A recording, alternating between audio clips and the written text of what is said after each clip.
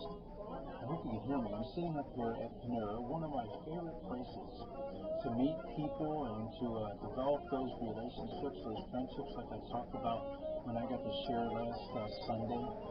And the video update today is going to be very different because I want to share with you the next steps I took with the person that's on my bookmark. His name's Tim. And I called him up just like I told all the people in all the worship services. I called him up and said, hey, let's get together for lunch. We got together for lunch.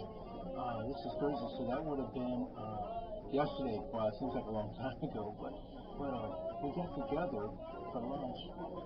And it took almost an hour of talking and just discussing things, discussing music, discussing where he's at, and just listening, lots of listening. And then that moment came and I was praying and the Lord nudged me, said, now's the time to share. And I started sharing my faith story with him. It was incredible. The Lord just gave me exactly what I needed. And I began sharing and talked about how that friend witnessed to me at the lumber store and asked me that question. And wow, the words just started coming out of my mouth. And I have to tell you, I was a little nervous because, I was really taking a risk to do this in my mind.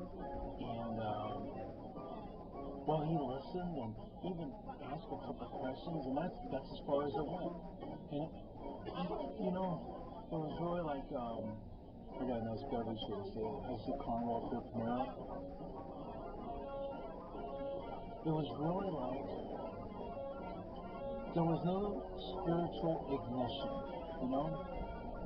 The car was turning over and spinning, but there wasn't ignition. There wasn't any fire. There was no interest on his part in discussing this anymore. And so after I shared my faith story, I just dropped it. And then we chatted about a few other things. That's it. And this week we're talking about faith stories and how to share your faith story. And I'm so glad I know my faith story. I've memorized it. I can share it in different ways, in different settings. And I encourage you, take this seriously. And hey, by the way, what is your next step? What next step are you taking with those people that you're praying for in the bookmark? I look around here in Panera and there's people all around. I kind of got in a corner here so I wouldn't bother anybody, but typically in the morning when I'd be hanging out here, there'd be people wall to wall and we'd be interacting. And I'll tell you, this is exciting. So, host, I hope you have a great meeting. I really do. And remember, you're impacting lives. That's why we call it impact. We're impacting lives for the kingdom. And these lives are going to go out and they're going to share and develop those relationships. We're going to multiply this. And just pray that God uses us to see people come into the kingdom of God.